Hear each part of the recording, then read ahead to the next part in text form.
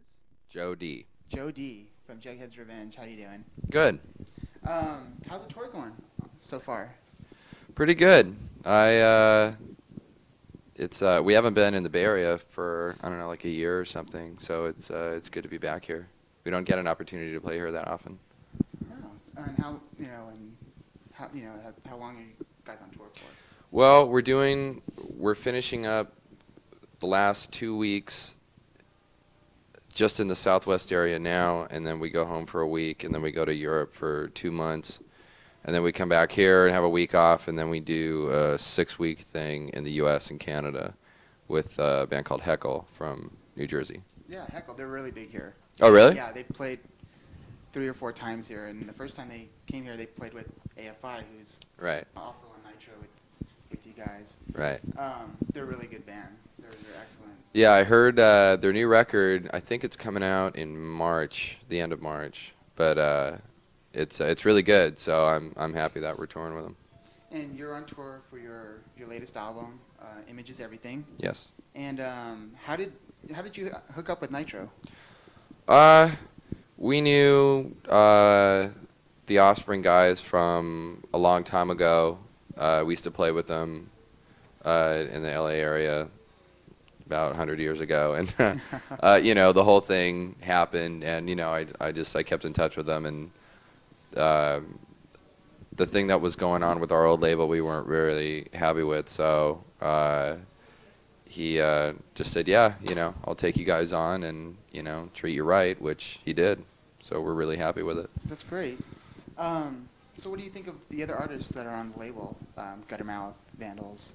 I like them. Yeah, we had played. Well, we didn't play with AFI, but we had played with Guttermouth and the Vandals many times before we had gotten on the label, and we'd known them and always, thought that they were good bands. AFI, we wound up playing with them after both our records were out, and I'd heard the Wingnut release, but I didn't hear the Nitro release till after we had played with them. But yeah, I think it's a pretty strong setup going on. Everyone is in support of each other in the label. I know, yourself, the Vandals, AFI, and Guttermouth are like the only bands that are on Nitro right now. And, Right. Is everyone in support of each other, and just whenever someone needs help. Sure. Yeah, everybody's. The bands don't play together really that much because everybody's schedule is going in a totally different direction. So we did a couple shows in Arizona with AFI and Guttermouth about 3 or 4 months ago, and that's probably the last time I'll see all of us playing together on one bill because everybody's just so busy. Yeah. So they're, one band's over here while the other band's doing this, but it's cool though. Yeah, everybody's cool with each other. Whenever anybody's playing in town, for wherever they live, they come out and hang out and stuff. Oh, that's great. You're in Berkeley, AFI's hometown.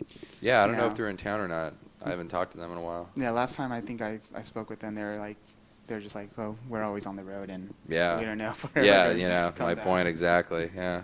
The album, okay, it was produced by Warren Fitzgerald, who is the guitarist for the Vandals. Right. What's he like as a producer? He's really creative, especially when it comes to stuff like guitar sounds, because we tried a couple of different things as far as guitar sounds go on this record, and it was the first producer we had worked with in a long time, so we didn't know what to expect. I mean, we knew Warren and his whole deal, but we didn't know what he was going to be like in the studio. He was a class act all the way. Wasn't, dominant of the record, or he just let us do our thing and then just said, hey, let's try this or let's try this thing and see how it works. And the different stuff that we tried, we liked it, so we kept it. So yeah, he was cool. Great. Think about working with him again? Yeah, I'd like to. I know he's getting really busy now because I know he's got his own label going on, and a lot of people are calling him about production jobs. So that's good. I'm glad. Yeah, great. Now, song number 15 on the album, which is called "Skag Up My Ass." Right. Okay. It's a surf song. Right. Okay, and totally, you listen to the first 14 tracks on the album. They're hard, they're hardcore. It's, it's a certain rhythm to each song. Mm-hmm. Then all of a sudden you come to this song, and totally different. I mean, what inspired you guys to do that? Who came up with it? I don't know. We just, I don't know if anybody really came up with it because, like, in practice, we play all different kinds of stuff, but we put a surf song on our third record on the CD one only, but people, yeah, kind of tripped out on it, but we never really think about, that whole issue. We're gonna do what we want to do, but we like all different kinds of stuff. But surf music, we just love playing it. We started playing it in our set in Europe about 2 years ago, because you can kind of get away with that kind of stuff over there, where you can play all different kinds of stuff and people are happy about it. But out here, it gets a little bit more judgmental or whatever. But for this record, we knew that this record would be getting out a lot more than the other records, and we wanted to do it just to throw it in and see what happened, and people really aren't that bummed about it. So, but again, it didn't really matter. It's just stuff that we like to play. Anyone who inspired you guys to do surf music? We listen to all different kinds of surf stuff. I mean, everybody plays. There's only like 12 surf.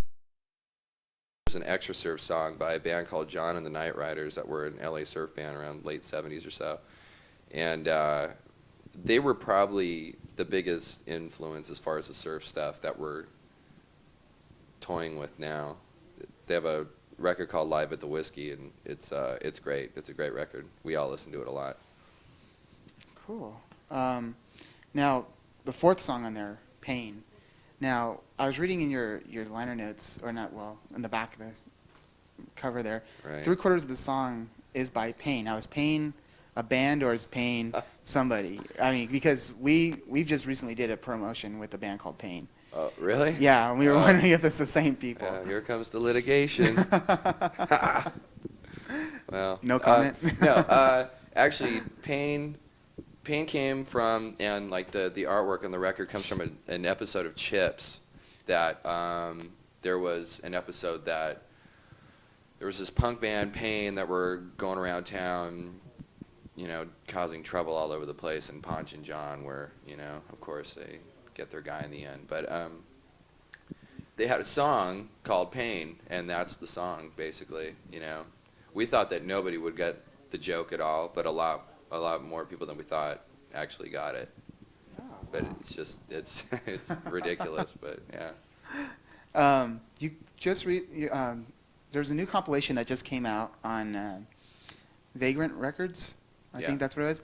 And it's a tribute to 80s new wave music. Oh, is that out? Yeah, it's actually, Oh. I guess it comes out, came out last week or this week. I don't know. I just got a postcard from someone from Vagrant, For Vagrant, yeah. saying that this is coming out. Bands such as Mr. T Experience, Good Riddance, Down by Law, yourselves, you guys are on there. What Yeah. song did you guys do on that album? We did Young Turks from Rod Stewart. We did it in the same session as another comp called the Spandex Experiment. That it's not only punk bands but like all kinds of bands doing heavy metal covers. And we did the Trooper from Iron Maiden. So we did Rod Stewart and Iron Maiden in this session, and the engineer was kind of tripping out because he thought that we were really serious about the whole thing, and he thought that we were like making a demo for this thing or whatever. But yeah, so that's I think everybody else did more of like the 80s new wave stuff, but we just Kind of went your own way. did our own thing and did that song. Now, is there any chance we're going to hear that tonight? Probably not. No, we'll probably never play that live. We one song that I don't know if we're doing it tonight. I doubt it, but there's a Devo tribute comp that's coming out, I think, within a couple of months, and we did Jerking Back and Forth on that, and we did it live a few times, but I don't know if we're gonna do it tonight or not. Well, Dan, our cameraman, is the biggest Devo fan in the world. All right, yeah. I don't know. We kind of botched it last time, man. I don't know. Every band that I mentioned that we've done an interview with who has done some sort of Devo cover, Right. he's gone crazy for and just gets up in the front row. Oh, really? Devo!